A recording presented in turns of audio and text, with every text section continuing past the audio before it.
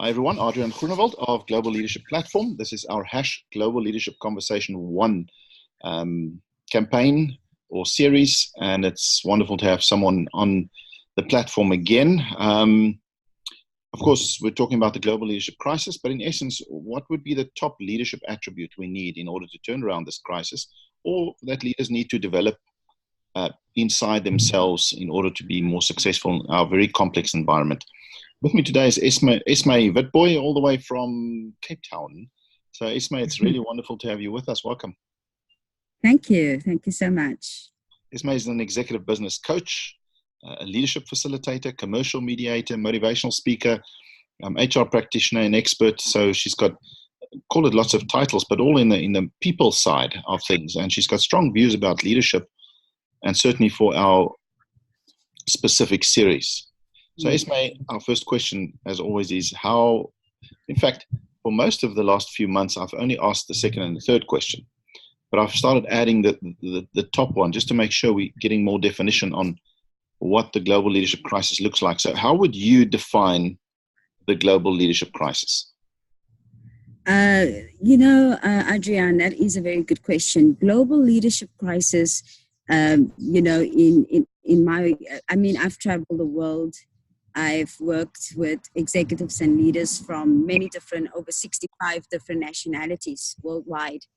And what I have found in my experience, global leadership crisis really is a lack of emotional intelligence, lack of spiritual intelligence. And I think this is something people like to keep out of business. But spiritual intelligence is very important, and radical intelligence.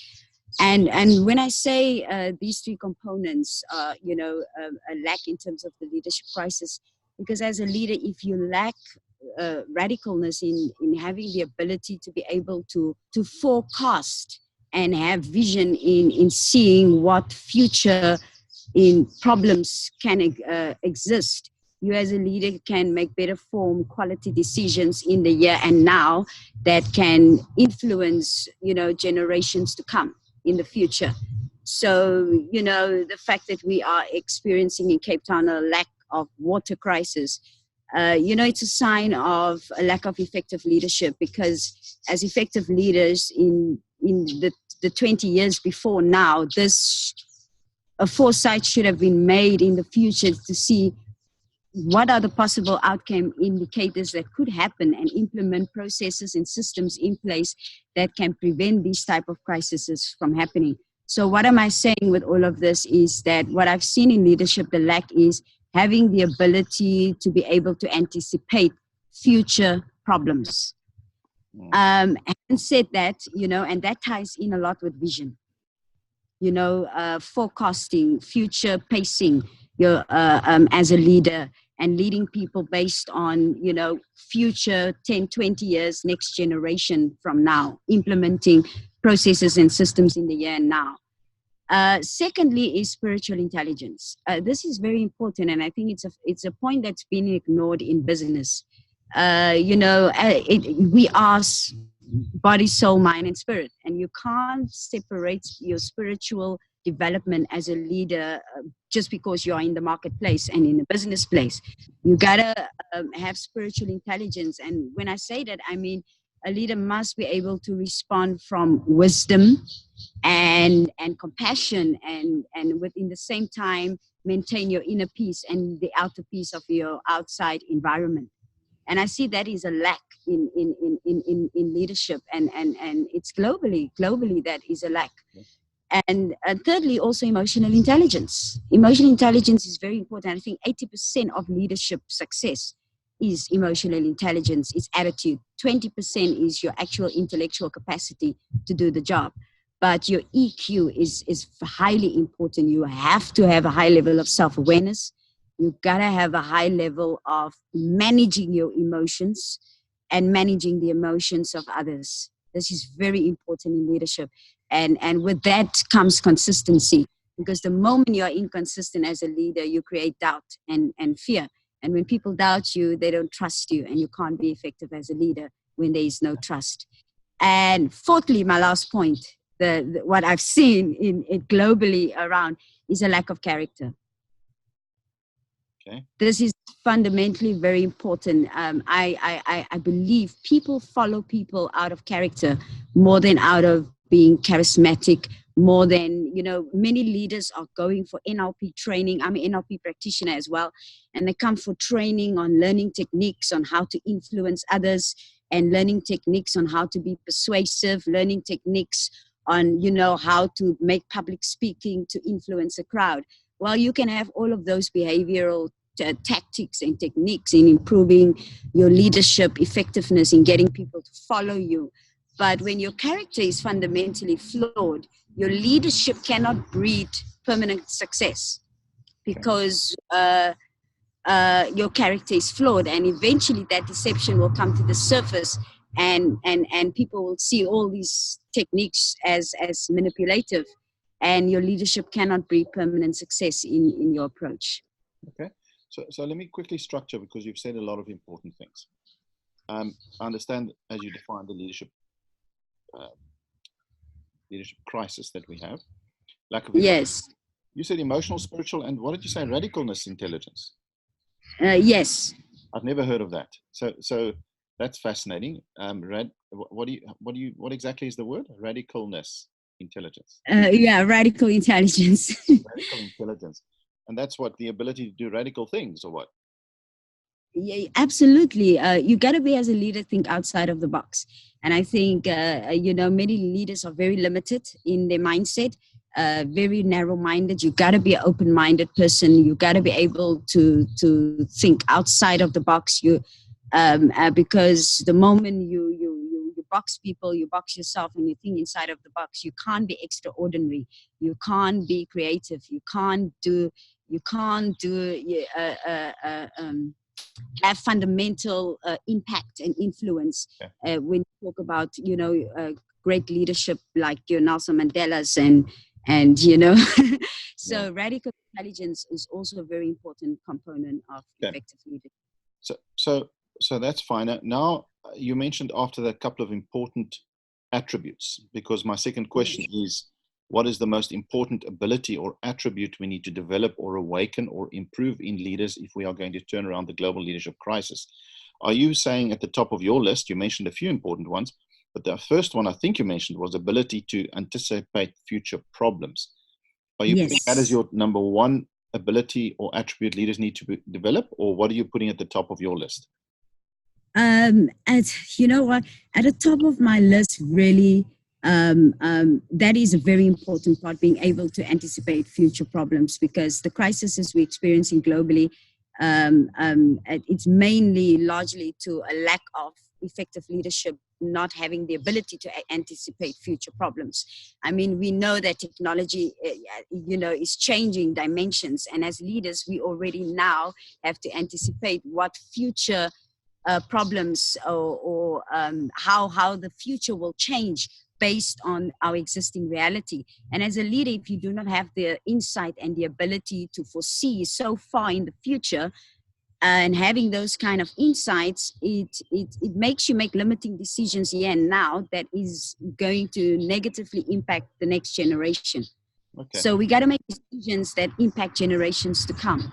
So that is really on the top of my list, to be quite honest. And also, to be honest, that's very difficult, isn't it? Because it's extremely challenging to predict where politics are going, or to predict where the economy is going, or to predict where society is going, or technology. Everything is so dynamic and so integrated, and so absolutely a big mixture of everything. No, I agree with you, Adrian. However, It's not impossible. I don't believe anything is impossible. I think as a leader, when you have, I believe every leader should have a coach. If you have a coach that is challenging you on all different dimensions, I mean, you got to have contingencies in plan. You got to have different outcome indicators as a leader. If I do plan A and it doesn't work, what would happen if? What would be your contingency? What could possibly be the outcome indicators should we go this way? Plan B. What could possibly be the outcome indicator if we go plan C? You got to have a wide scope of what of possibilities that might exist, that help you to make in the here and now better informed decision, and yourself and your team is better prepared to anticipate those possible outcome indicators. Yes, it can never be 100% accurate because we can't for sure know where legislation and laws are going to be taking us, but we can make predictions that can help us to better anticipate those type of decisions. Absolutely, I'm with you there. Now, the big final question is, how do you best develop or awaken or improve this quality or attribute in leaders? Is that where coaching comes in? A strong soundboard? Very strong sense. You cannot be a leader without a coach. You can't be effective without. You gotta have somebody that is challenging your thinking. You gotta have somebody that is helping you develop character. And I'm very strongly on the notion of character as well. And I think one of the fundamental things globally that leadership lack is character. Leaders have this thing of being liked by everybody